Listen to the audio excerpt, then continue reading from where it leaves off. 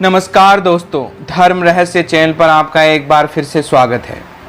हमारे पास रोज़ अनुभव आते रहते हैं, उन्हीं में से आज मैंने एक अनुभव लिया है और साथ ही साथ जो अनुभव लोग भेजते हैं उनके बारे में मैं ये कहना चाहता हूँ कि आप बहुत ही अच्छी तरीके से साफ हिंदी भाषा में लिख करके भेजिए और कोई ऐसा शब्द ना हो जिसको पढ़ने में मुझे तकलीफ़ हो, क्योंकि ऐसे अनुभवों को फिर मैं शामिल नहीं कर पाऊंगा, क्योंकि बहुत से ऐसे अनुभव जिनको बार बार पढ़ना पड़ता है, फिर उसको करेक्ट करना पड़ता है, इसकी वजह से समस्या आती है और फिर ऐसे में आपके अनुभव के छूटने के चांसेस बढ़ जाते हैं और मैं किसी दूसरे का अनुभव ले लूँगा, क्योंकि कई सारे अनुभव होते हैं और उसका भविष्य में आगे चल के एक ही डाल पाऊँ। इसलिए आप लोगों से निवेदन है कि आप बहुत ही साफ और बहुत ही अच्छी अगर कहानी आपकी हो तो आप इस तरह को, और बिल्कुल जीवन की सच्ची घटना होनी चाहिए, उसी को लिख करके आप भेजिए और बिल्कुल साफ अच्छी सी भाषा में लिख के भेजिए। और अगर आप अच्छी तरह से बोल पाते हैं तो आप ऑडियो रिकॉर्डिंग भी भेज सकते हैं। ऑडियो रिकॉर्डिंग से मुझे और भी ज़्यादा आसानी रहेगी, लेकिन बहुत ही आराम से और साफ भाषा में बोलिए, अच्छी तरह से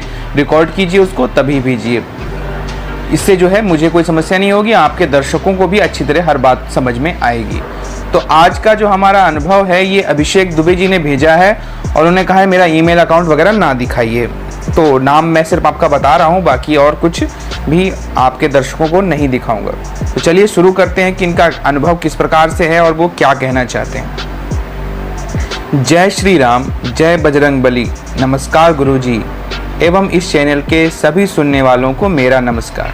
गुरुजी, आपका चैनल धर्म रहस्य बड़ा ही अच्छा एवं सही मार्गदर्शन देने वाला चैनल है, जिसके माध्यम से साधक गण लाभान्वित हो रहे हैं।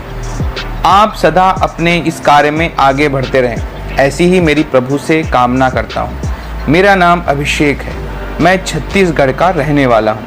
मैं आपको अपने जीवन से जुड़ी एक घटना को बताना चाहता हूँ। आप अपने हिसाब से इस घटना का शीर्षक रख सकते हैं। आप मेरा ईमेल अकाउंट ना दिखाइए। आज से लगभग 1.5 साल पहले मेरी मम्मी की तबीयत खराब हो गई और 4 महीने में 4 बार ऑपरेशन भी कराया गया। कुछ दिनों के लिए बीमारी से छुटकारा मिला और हमें लगा कि बीमारी लगभग ठीक हो गई है। इलाज के साथ हमने कई सारे पंडित, तांत्रिक एवं मुस्लिम तांत्रिकों को भी दिखाया। सभी ने कहा आपके घर में कोई 2 प्रेत आत्माएं हैं। किसी ने उतारा किया और किसी ने नारियल और लोबान दिया। सब ने यह कहा कि ठीक हो जाएगा, परंतु कोई खास फर्क नहीं पड़ा। 1 साल पहले अचानक से मेरे पिताजी सीढ़ियों से गिर गए और उनका पैर टूट गया। उनको ठीक होने में लगभग 6 महीने लग गए। इन सब के बीच मैं पंडित और तांत्रिकों के चक्कर लगाता रहा था कि यदि कोई भूत प्रेत वाली प्रॉब्लम है तो वो ठीक हो जाए। फिर पापा और मम्मी का एक्सीडेंट कार से यूपी में हो गया, जिसमें मेरी मम्मी की हाथ की कलाई टूट गई और पापा को पैरों में हल्की सी चोटें आईं। मम्मी का ऑपरेशन कराया गया और वह पूरी तरह से ठीक होती। इससे पहले उनकी वही बीमारी जिसके कारण 4 ऑपरेशन करवाने पड़े थे, अचानक फिर से वही प्रॉब्लम आ गई। इस प्रकार हमारे घर में लगातार बहुत सारी परेशानियां आ रही थी। एक पंडित जी ने कहा कि सतचंडी का पाठ कराइए तो इससे रिलीफ मिलेगा, परंतु उसके बाद ही मम्मी की पुरानी बीमारी फिर से परेशान करने लगी। मेरे परिवार ने बहुत कष्ट भोगा है। फिर माँ भगवती को हम पर दया आई और हम एक ऐसे बाबा जी से मिले जिन्होंने मेरे भाई को देखकर ही बता दिया कि तुम्हारे घर पर किसी ने जबरदस्त जादू टोना किया हुआ है। मेरे भाई के बुलाने पर वो हमारे घर आने को राजी हो गए। उनका घर मेरे शहर से लगभग 100 किलोमीटर दूर है। तय समय पर बाबा जी घर पहुँचे और अपनी पूजा पाठ वगैरह चालू की। मैं और मेरे भाई हम लोग लगातार बाबा जी के साथ ही थे। फिर बाबा जी ने मुझे और मेरे भाई को लेकर हमारे घर के पीछे वाले हिस्से में गए और हम दोनों भाई को नींबू पकड़ाकर अलग अलग मतलब विपरीत दिशा में नींबुओं को लगाने को बोला और अपना कुछ देखने लगे। लगभग 30 सेकंड बाद हमें उन्होंने वापस बुला लिया और एक जगह दिखाई। मेरे भाई को कुदाल लाने के लिए भेजा। मैं लगातार बाबा जी के साथ ही खड़ा हुआ था। जब मेरा भाई कुदाल लेके आया तो उन्होंने एक जगह का इशारा करके ज़मीन खोदने को कहा और लगभग 1.5 से 2 फीट खोदने पर एक पत्थर के नीचे जादू टोने की चीज़ें जैसे उसमें नींबू और उसमें घुसी हुई हड्डी आदि चीज़ें मिली, जिसे बाबा जी ने अपने हाथ से उठाकर अपने साथ एक बर्तन में लेकर चले गए। बाबा जी ने इस कार्य को करने के लिए 1 रुपया भी नहीं मांगा। हमें जो देना था हमने खुशी खुशी दिया और वह चुपचाप उसको रख कर चले गए। बहुत ही अच्छा लगा। आज भी इस तरह के सिद्ध पुरुष दुनिया में हैं, जो कि लालच हेतु नहीं बल्कि लोगों की मदद के लिए कार्य करते हैं। एवं धीरे धीरे मुझे बाबा जी के बारे में पता चला कि उन्होंने बहुत सारी दैवी शक्तियों की साधना की हुई है। मैं भी साधना के क्षेत्र में नया नया प्रवेश कर रहा हूँ। एवं मेरे गुरुजी आदि शंकराचार्य स्वरूपानंद जी सरस्वती हैं, जिनसे मैंने गुरु की दीक्षा ली है। उसके बाद मैंने बाबा जी को अपना आध्यात्मिक गुरु माना और उनके साधना हेतु ज्ञान देने के लिए कहने लगा। उन्होंने मेरी बहुत मदद की है। मैं उसके बारे में आपको अगले वीडियो में बताऊंगा। मैं जानना चाहता हूं गुरुजी कि हमारे घर में कोई इंसान उस जगह नहीं जा सका जहां पर यह सब चीज़ें ज़मीन से निकली और वहां पर खुदाई करके उन चीज़ों को छुपाना बहुत मुश्किल है, क्योंकि वहां पर मेरा डॉगी रहता है। तो फिर वह चीज़ें वहां तक कैसे पहुंच गई? क्या प्रयोग करने वाले ने उसे ज़मीन के अंदर हमारे घर तक भेजा? इसके बाद अगले वीडियो में मैं आपको बहुत सारी ऐसे अनुभव के बारे में बताऊंगा कि सभी नए साधकों को भगवान पर अटूट विश्वास हो जाएगा। जय श्री राम, जय श्री बजरंगबली। तो अभिषेक दुबे जी, सबसे पहली बात तो आपने जो जिस तरह से हिंदी में लिख करके और बिल्कुल अच्छी तरह से लिख करके भेजा है, कहीं भी एक भी गलती नहीं है, इसके लिए आप बधाई के पात्र हैं।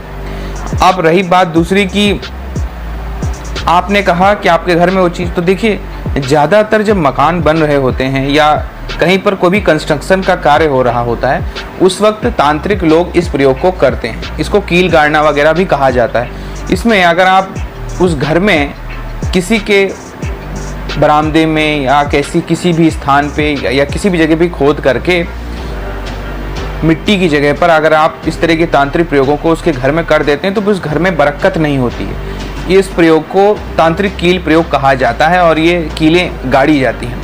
कीले से मतलब है कि आप उस घर को कीलित कर रहे हैं ऐसी चीज़ से कि उस घर में कभी भी अच्छाई के साथ जीवन यापन करना किसी भी व्यक्ति के लिए संभव ना हो पाए, यानी कि उसके जीवन में कष्ट, दुख और इस तरह की परेशानियां वगैरह लगातार आती रहें।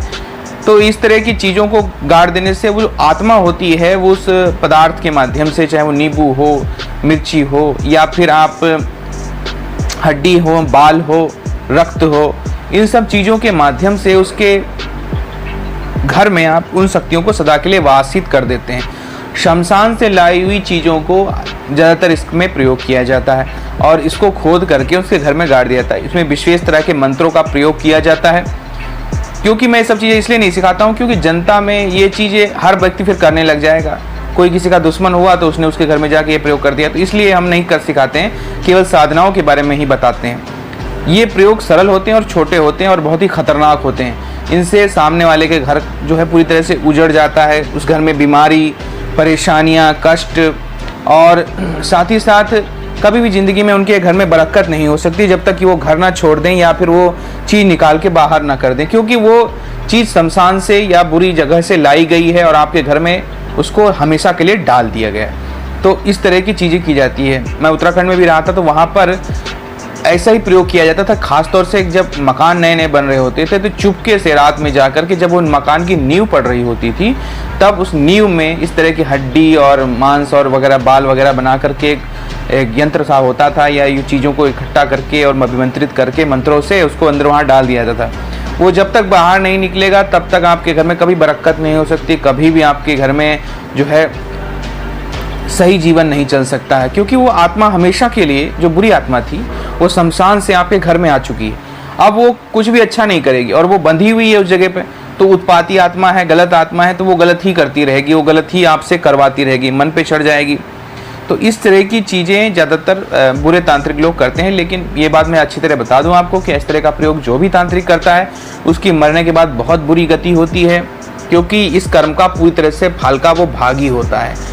कभी भी कोई भी तांत्रिक इस तरह के प्रयोग कभी ना करे, क्योंकि आप तो दूसरे पर कर दोगे, दूसरे का नुकसान भी हो जाएगा, लेकिन आपको पूरी ज़िंदगी भर यही चीज़ें झेलनी पड़ेंगी। कई औरतों और आदमियों को सुना होगा आपने कि वो जो है भूत प्रेत के बस में बहुत जल्दी आ जाते हैं, बहुत जल्दी उनका दिमाग ख़राब हो जाता है। तो ये इसलिए ऐसा होता है क्योंकि पूर्व जन्म में उन्होंने यही कार्य किया होता है दूसरे के लिए, तो उनके साथ तो स्वतः ये घटित होगा ही। कई लोग अच्छी पूजा पाठ भी करते हैं, सब कुछ करते हैं, उसके बाद उनके घर में एक्सीडेंट होते हैं, परेशानियों में पड़े रहते हैं और समस्याओं से घिरे रहते हैं और हमेशा पूजा पाठ कितना भी कर लें कभी फल से इस बात से मुक्त नहीं हो पाते हैं। उनकी ज़िंदगी में बुरी घटनाएं होती ही रहती हैं। ये सब पूर्व जन्म का फल होता है और इसको बड़े से बड़ा देवता नहीं काट सकता, क्योंकि आपने बुरा कर्म पिछले जन्म में कर रखा है। अगर पिछले जन्म में आप तांत्रिक थे, इस जन्म में कोई स्त्री बन गए, या स्त्री तांत्रिक थे, इस जन्म में पुरुष बन गए, कुछ भी हो सकता है, तो आप इस तरह की चीज़ों को बिल्कुल भी ना करें। और अगर इस तरह की चीज़ आपके घर में की है किसी ने, तो उस घर में निश्चित रूप से आपको लगातार अपने इसीलिए साधना और उपासना करनी आवश्यक है। उसकी वजह से वो आत्मा बंध जाएगी, कितना भी भयंकर प्रयोग किया गया हो। अगर आप सच्चे मन से एक इष्ट देव के प्रति समर्पित हो गए और पूरा घर आपका पूजा पाठ करता है, तो वो आत्मा बंधी सी रह जाती है, कुछ नहीं कर पाती है। लेकिन फिर भी अगर बहुत समस्या होती है तो आप किसी अच्छे तांत्रिक या पंडित से मिल सकते हैं और इस तरह की चीज़ों को बाहर निकलवा सकते हैं कि ऐसा आपके घर में हुआ है। तो ये था इनका अनुभव। अगर आपको पसंद आया हो तो लाइक करें, शेयर करें, सब्सक्राइब करें। आपका दिन मंगलमय हो। धन्यवाद।